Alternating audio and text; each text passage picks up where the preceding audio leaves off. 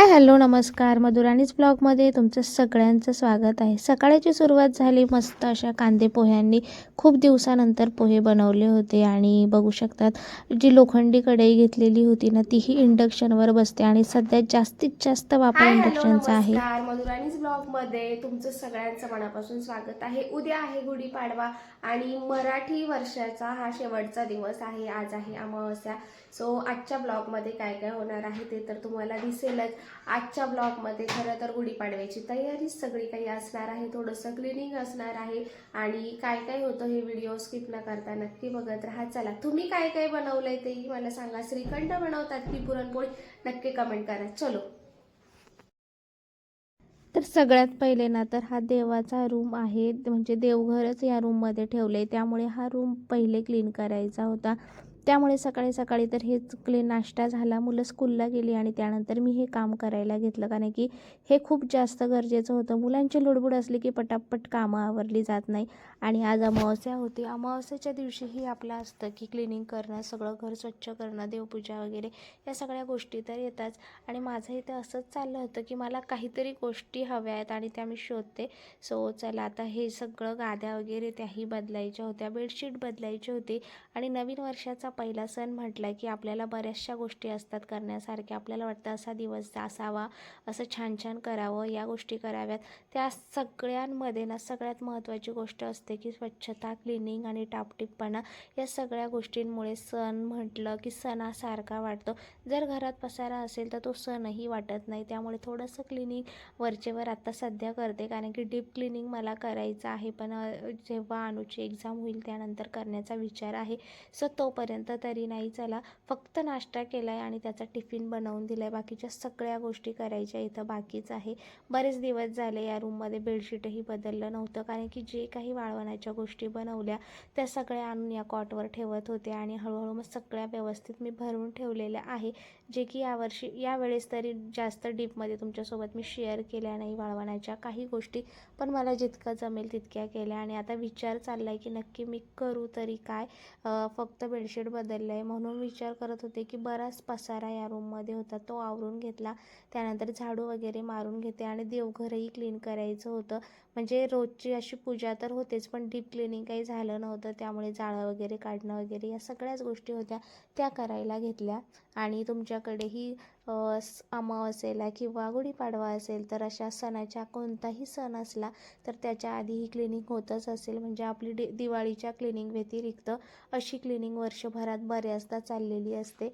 आणि मला बाहेर धुवायचं होतं, त्याच्यासाठी तुम्ही समोर बघताय ती नळी वगैरे मी काढून ठेवली आणि देवघराच्या इथेही भरपूर पसारा झालेला होता।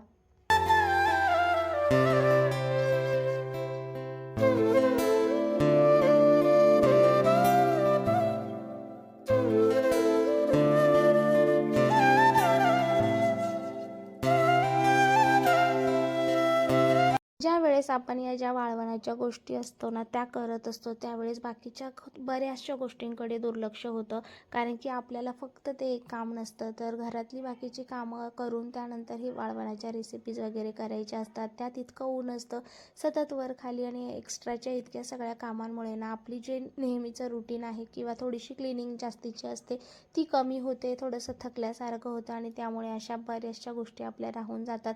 तसंच देवघराचं झालेलं होतं आणि बऱ्याच दिवसापासून तेही क्लिनिंग केलं नव्हतं। म्हटलं आता गुढीपाडव्याच्या निमित्ताने का होईना आपलं देवघरही क्लिनिंग होणार आहे आणि सणासाठीची जी क्लिनिंग असते तीही होणार आहे। आणि आता बघू शकतात की वातावरणही खूप जास्त बिघडलं आहे आमच्याकडे, तर बऱ्यापैकी म्हणजे आजूबाजूला तर गारांचा पाऊस पडला, आमच्याकडे नाही। आमच्याकडे वातावरण होतं, दुपारचे 2-3 वाजले की इतकं वारं सुटतं आणि 2 दिवसापासून तरी तसंच चाललेलं आहे, कारण की असंही अवकाळी पाऊस सांगितला आहे, त्यामुळे तो कधी पडेल माहीत नाही। पण बरं झालं की त्याच्या आधी माझ्या अशा सगळ्या वाळवण्याच्या गोष्टी होत्या त्या करून झाल्या, त्याचा एक तेवढी माझ्या मनाला शांतता आहे की चला बाबा, ते तरी असं नाही की मग हे ओलंच आहे मग ते वाळवायचं राहिलं, असं काहीही न राहता सगळ्या गोष्टी फायनली झाल्या आणि त्या मी डब्यात देखील भरून ठेवल्या. डबी वगैरे अजून घासायची बाकी आहे, पण तरीही सादळू नये किंवा त्याला थोडासा ओलावा येऊ नये त्यामुळे तशा गोष्टी ठेवल्या.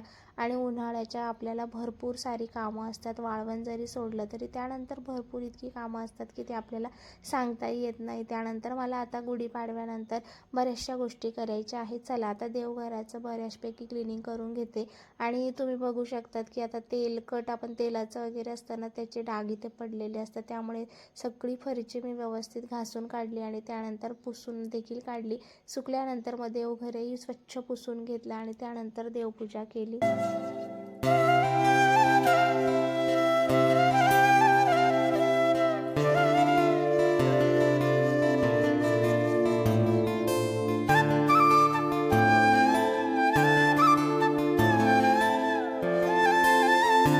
देवांना स्वच्छ आंघोळ घातली. त्यानंतर दिवे वगैरे सगळं काही घासलं. इकडच्याही रूममधलं जे काही बेडशीट होतं ते बदललं आणि तिकडेही सगळं गॅलरी वगैरे धुवून घेतली. इतकं जास्त काही शूट केलं नाही. त्यानंतर अशी छानशी देवपूजा केली. आणि इकडे ना मी कालच दही बनवायला लावलं होतं, अमूलच्या याचं दुधाचं दही, आणि इतकं घट्ट झालेलं होतं. त्यानंतर इकडे तुम्ही बघताय चक्का बनवायला लावलेला आहे. आणि त्यानंतर आम्हाला कळालं, म्हणजे मला फोन आला की आपल्याला सुतक आहे आणि त्यामुळे आपण काही पूजा वगैरे करू शकणार नाही. मूड थोडासा खराब झाला, पण म्हटलं चला आता या गोष्टी काही आपल्या हातात नसतात, त्यामुळे म्हटलं चला आता चक्का तर बनवायला लावला आहे, ते आपण आता म्हणजे गुढी वगैरे तर उभारणार नाही आहे, पण बाकीच्या ज्या गोष्टी आहे जसं की आता बनवलं आहे तर खायला खाणार तर आहोतच. तर इकडे बघू शकतात दुपारनंतर असं वातावरण झालं होतं आणि थेंब थेंब पडत होते. सो शिवांश आहे ना, आमच्या शेजारची मुलगी आहे, तिच्यासोबत मस्त इथे थोडासा पावसात खेळत होता, डान्स करत होता.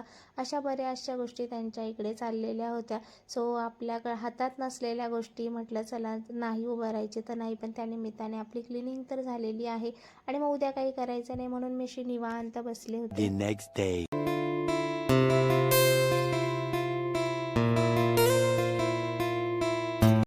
आणि मग दुसऱ्या दिवशीचा डायरेक्ट व्हिडिओ आहे, कारण की त्या दिवशी मी काही व्हिडिओ शूट केला नाही. तर आमच्या शेजारचे आहेत त्यांनाच कळालं की आम्हाला सुतक पडलं आहे आणि आम्ही गुढी उभारली नाही. त्यानंतर मग आम्हाला मस्त असं ताट भरून पुरणपोळीचं जेवण वगैरे त्यांनी आणून दिलं होतं, कारण त्यांना माहिती आहे आमच्या घरात मुलांना पुरणपोळ्या खूप जास्त आवडतात. सो त्या दिल्या होत्या. त्यानंतर असाच आमचा दिवस गेला आणि वादळ इतकं सुटलं होतं, लाईट नव्हती, काहीच नव्हतं पूर्ण रात्रभर. व दुसऱ्या दिवशीचा हा डायरेक्ट व्हिडिओ आहे जो की तुम्ही बघू शकता. झाड पडलं आहे त्यामुळे जो काही लाईटचा पोल होता ना तो देखील पडला होता आणि सगळ्यांच्या घरी लाईट नव्हती, त्यामुळे ना इतका सगळीकडे इतका प्रॉब्लेम झालेला होता, त्यामुळे जास्त व्हिडिओ शूटच करता नाही आला. तर तुम्ही बघितलं असेल की अशा पद्धतीने आता तिथे काम चाललंय आणि ना कालपासून हेच चाललं होतं. असंही 5 वाजेपासून लाईट गेलेलीच होती आणि त्यानंतर लाईट आली तर पुन्हा अर्धा तासात इतकं वादळ सुटलेलं, त्यामुळे तो झाड पडलं, त्याच्यामुळे पोल पडला आणि रात्रीपासून लाईट नाहीये. मी जस्ट आता शिवांशला सोडवून आले आणि आता हा का साधारण 2 दिवसाचा व्लॉग मी तुमच्यासोबत शेअर करते. त्या व्हिडिओची एंडिंग करायची होती, तर तुम्हाला जसं सांगितलं की सुतक पडलंय त्यामुळे पुढे काही व्हिडिओ कंटिन्यू केला नाही. आणि त्याचबरोबर आता रात्रभर लाईट नव्हती. त्याला सोडवताना जाताना प्रत्येकाचा हाच होतं, तुमच्याकडे लाईट आहे का, तुमच्याकडे लाईट आहे का. तर काही ठिकाणी होती, काही ठिकाणी नाही आहे. आणि लाईट नसलं की पाणी, त्याचबरोबर मोबाईल वगैरे सगळ्यांचे चार्जिंग नसणं आणि सगळ्यात महत्त्वाचा हा प्रश्न असतो. सो आता असं झालं की आमच्याकडे इन्व्हर्टर होतं त्यामुळे रात्रभर तरी लाईटचं होतं, पण टाकीमधलं पाणी संपलेलं. सो शेजारच्यांची लाईट होती, त्यांच्या बोरचं पाणी मी आत्ता भरले, जसं की तुम्हाला व्हिडिओत शेअर केलं. सो आता ते काम आत्ता तितके तरी करून होणार आहे आणि बघूया आता लाईट कधी येते. तिथे काम चाललंय, कारण की लाईटचा जो पोल होता तोच पडलेला, त्याच्यामुळे काही बघूया आता किती वेळ लागतोय. सो आपण आहे ना एक दिवससुद्धा लाईटशिवाय राहू शकत नाही किंवा मोबाईलशिवाय राहू शकत नाही असं म्हटलं तरी हरकत नाही आहे. सो चला आजचा व्हिडिओ मी इथेच थांबवते आणि भेटूया नवीन ब्लॉगमध्ये नवीन काहीतरी घेऊन, कारण की आता आमच्या इन्व्हर्टरची बॅटरी पण संपत आली आहे, त्यामुळे मोबाईल पण चार्ज होत नाही आहे आणि लाईट कधी येते ते माहीत नाही, त्यामुळे आज तर काही व्हिडिओ बनवणं होणार नाही. सो व्हिडिओ स्किप न करता बघितल्याबद्दल तुमच्या सगळ्यांचं मनापासून धन्यवाद. सो चला बाय.